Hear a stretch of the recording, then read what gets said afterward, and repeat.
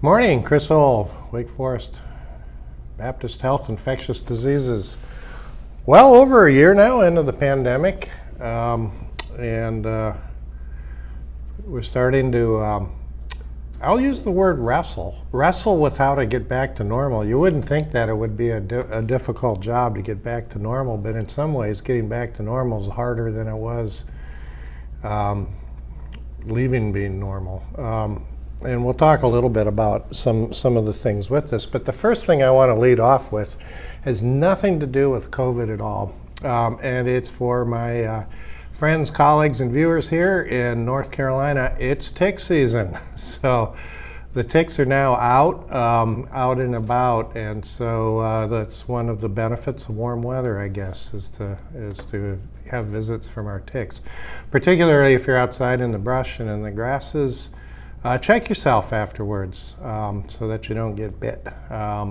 Ticks we'll probably talk more about this as we get further into the season, but can transmit a few diseases. And so the quicker you get the tick off, even if it's embedded, the less likely you will be to get sick from it. So watch out for ticks. So now let's talk about COVID.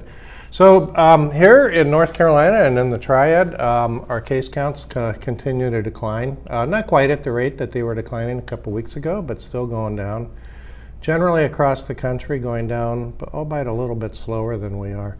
So we're roughly at about 15 per 100,000 now for those who follow the numbers here in Forsyth County. Counties around us, give or take a couple. On the higher side, but pretty much in the same range. Our percent positivity is bumping around between 3 and 4%, which is nice and comfy. And so we kind of look at community transmission of COVID and group it into three: widespread, moderate, and mild to minimal. And we're somewhere between moderate and mild to minimal right now. So we're on that borderline, maybe a little bit towards the mild to minimal side. So that's all good because it does enable us to start thinking about relaxing some things around, and we'll talk about some of the things that might be relaxing in the near future.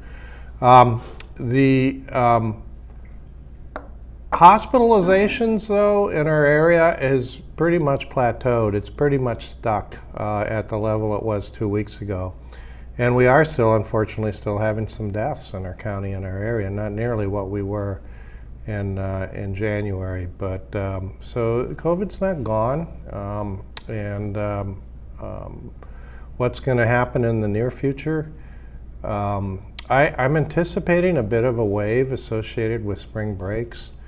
Even though a lot of the colleges aren't planning a spring break this year, people kind of like that spring break feeling, whether they're in college or not. And I've heard personally about a lot of people who are planning on doing some traveling or getting away for a week or two. And getting away is great. We all need the break, and so that's fine. But I'm anticipating a bit of a wave associated with that, because when you travel, and particularly when you're visiting other people, that's when the household bubbles and that's when transmission can still occur. Toppled on the concern is a little bit because of all of the talk about what we can do when we're vaccinated or not, and that the cases are so low right now. I think people have let their guard down a little bit, and we'll talk about, just briefly mention, the CDC's recommendations as far as what you can do when vaccinated. But we're going to still have to be careful with travel. In fact, the CDC's recommendations still are to not travel. So if you want to get away, what are some things that I think are great and safe? Visit a rent a house, or go to a household place, or or go to one household. Visit your brother-in-law or your sister, and have just one household and one household together. Keep it outdoors when you're doing the get-togethers, particularly if you haven't been vaccinated. If you haven't been vaccinated, you still should be wearing a mask when you do so. A Go to the beach, spend some time, visit a state park for the day, take a hike up at Stone Mountain. These are all great things to get away. Do kind of a staycation and do some day trips around. Visit a museum, go en masse. Make sure you make your appointment beforehand. North Carolina Zoo, wide open outdoors, but you do need an appointment before you go. You just can't show up. So there are a lot of things we can do to get that getaway feeling without having long distance travel, air travel, slogging through the airport, big groups of people together in a beach house, so on and so forth. Vaccine update, just to reiterate some things about the vaccine review before the test. There are 3 vaccines we have available to us right now. Pfizer, Moderna, messenger RNA vaccines, and Johnson & Johnson, the adenovirus vectored vaccine, which is replication incompetent, so it can't cause disease. All of which are very effective, all of which are safe. All are very good at preventing death and hospitalizations, ICU stays and such. I wanted to come back because there's still people who are a bit concerned saying, well, when I read the numbers from the studies, the Johnson & Johnson vaccine doesn't quite look as good as the other 2 vaccines. They're depending on the population, between 60 and 80% effective, or the messenger RNAs are 95. So here's some things to chew on about that.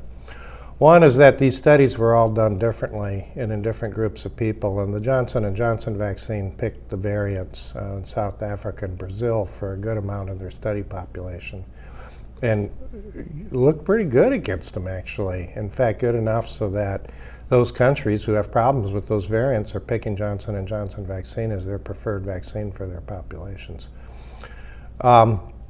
If they can't get the messenger RNA vaccines, which they also are happy to do. But the second thing is that when you're comparing efficacy between clinical trials, it's not apples to apples. It's apples to Bradford pears, kind of in a way. So when you can do those comparisons, what you have to do is look at the protective efficacy for a population of people who might have a certain level of transmission.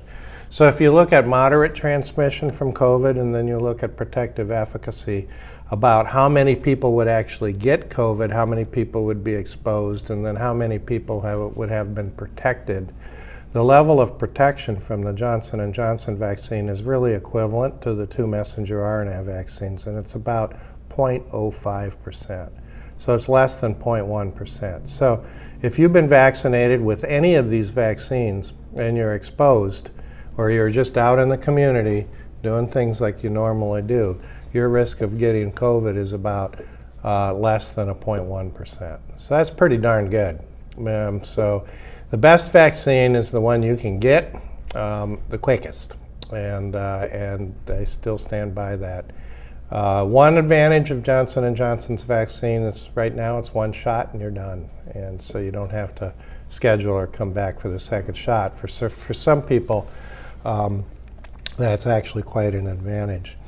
We're having more vaccine available still. I think that over the next 3 or 4 weeks, we're going to see a lot rolling out into the states, including our state. And so there's going to be our health systems, our counties, our state, the federal government and FEMA and Greensboro are all going to be ramping up to get these things out there. So more and more people who have their hunting license are actually going to be able to bag their vaccine, and that's a good thing. So keep an eye on the websites for when your priority comes up and to get your appointment. The health systems are doing a lot to get to the historically marginalized populations, particularly the Hispanic population. The uptick's been really kind of slow and sluggish. So mobile vaccine units, getting out to the places of faith, working with faith-based areas, going actually to the zip codes that have the higher proportions of historically marginalized populations, And the FEMA, the federal government's program, has what they call a spoke program where they distribute vaccine out specifically for certain zip codes in certain areas, and our health systems are working here in our area to get vaccine to those places. And so this is all very important because we want to lift all boats. And so everyone has an opportunity to get vaccinated, and we want to make sure that people understand that the vaccines are safe and effective. And so we're still working on that, and will be for several months into the future. The priority group right now for getting vaccinated, when you go to the state website and what the state has put in, is basically frontline workers who are really on the front line, meeting people.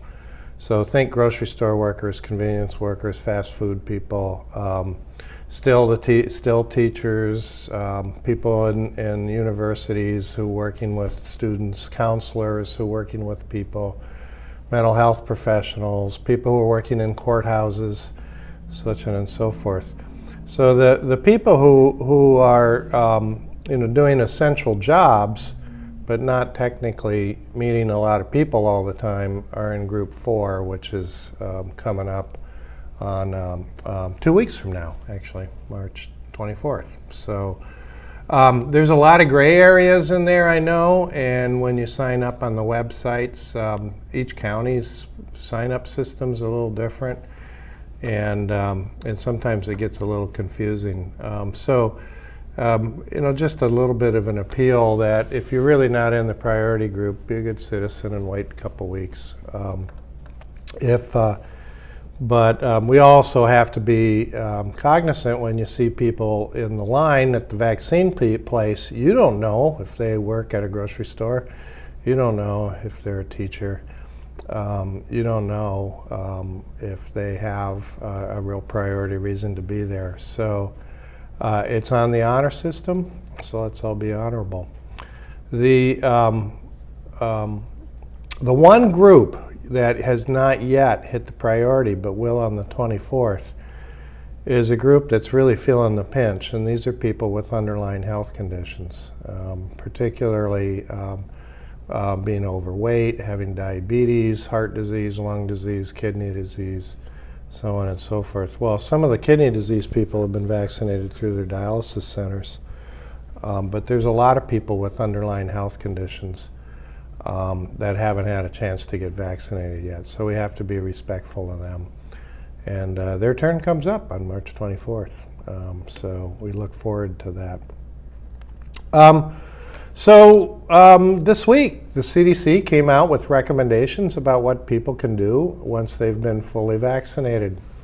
And for the most part, they followed exactly what I've been talking about here for the last 2 to 3 weeks. And I love it when the CDC agrees with me.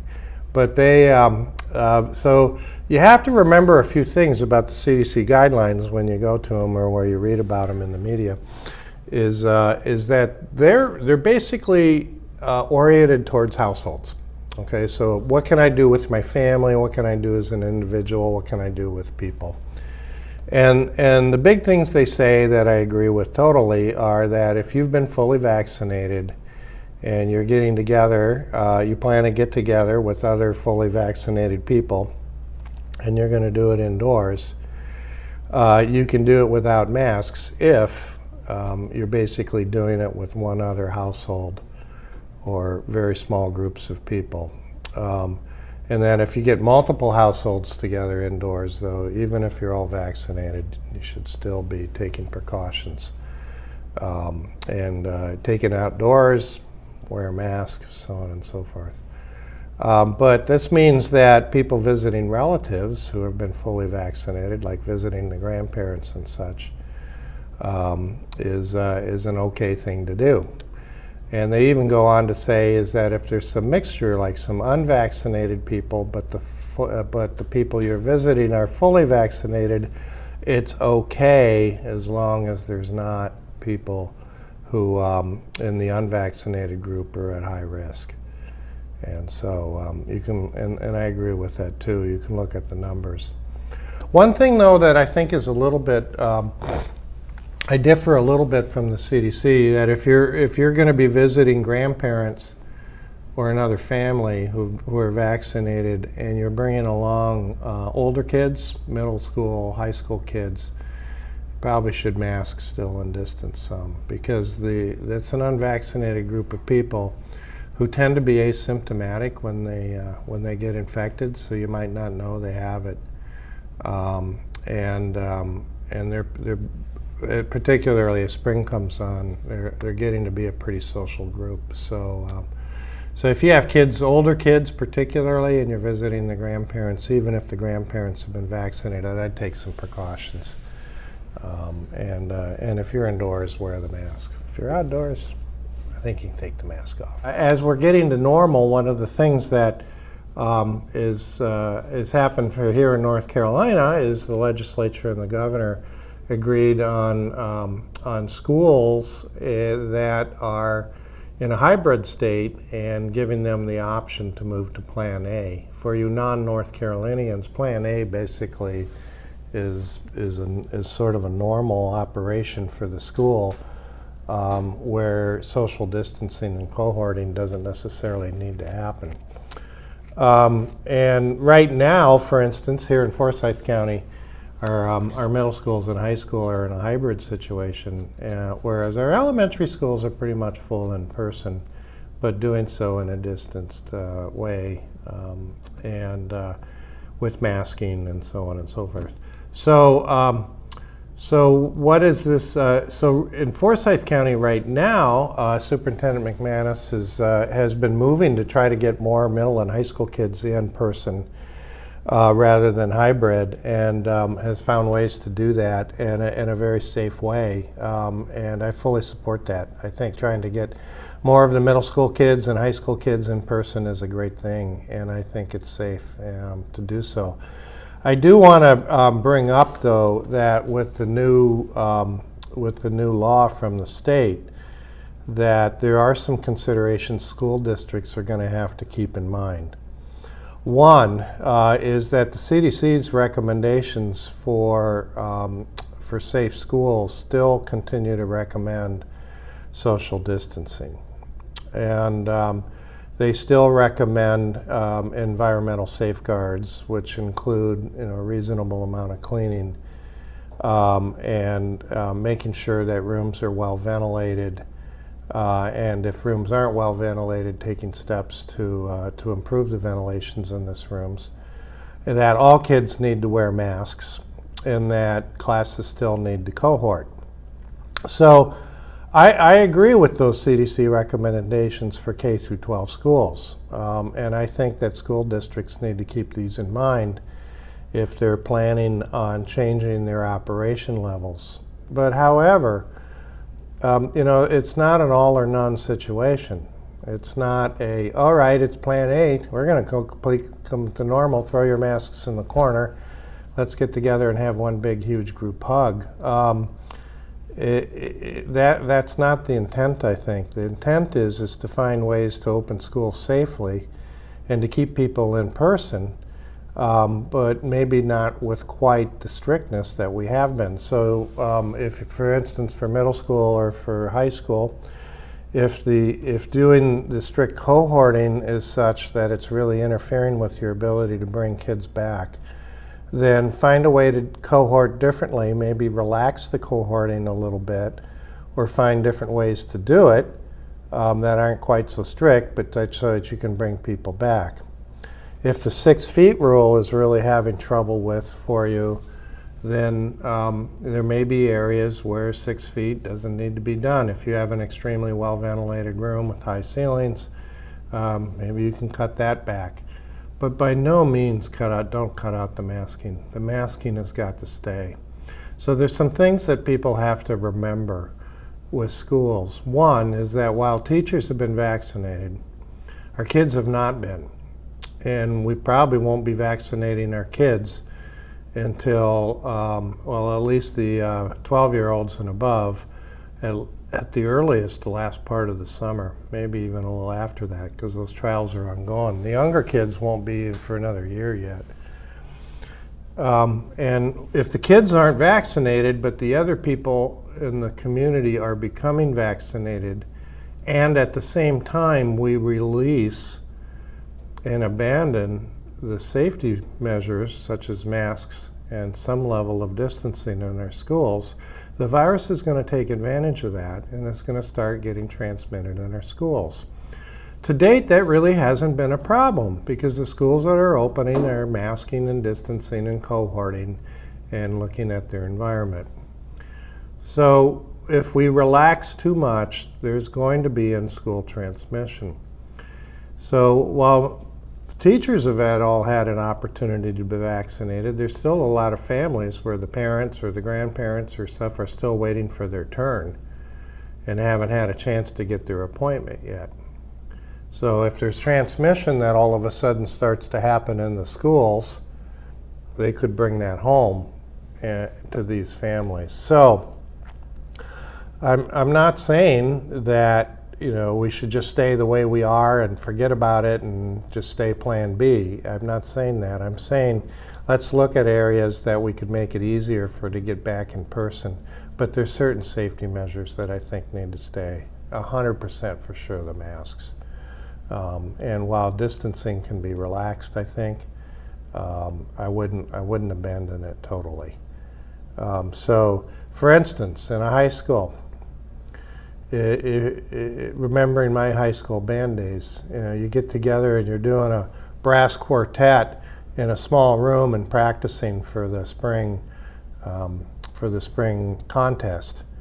That's probably not a good idea. These little practice rooms are small. You're brass players. You're moving a lot of air, and if there's somebody in there who is asymptomatically infected with COVID, everyone in that room is going to get it. And so those are some things that may not be returning to normal right away. Large choral practices and events in a smaller room shouldn't be done. Instead, take it outside, do it out there. The classroom itself, with the way the desks are usually made, the distancing's pretty close to what you're going to want anyway. But you want to think about every single activity that you do, including athletics, after school, clubs, and such, and how those are run and what they're done. And if you don't know for sure, get advice. The governor suggested that any school thinking of going to Plan A should consult with the Duke's ABC collaboration on safe schools, safe school openings. I agree with that totally. They're a sharp group of people. They got a lot of data, have looked at it statistically, and so get expert help to figure it out. So let's bring more kids back to school. I'm all for that. But we need to, there's going to be some things within the school still that are going to be harder to do as we do it. So with that, I was going to go ahead and open it up again next week. If people want to send in some questions, they can go ahead and do so. Whether it's on vaccination or where does Dr. O think we will be in a year and a half? What will life look like? I have some ideas and opinions, and we can share those. What about therapeutics? Do you have questions about, are there any meds coming down the road that might be helpful for us for COVID? Hint, there probably is. And so go ahead and send your questions in for next week.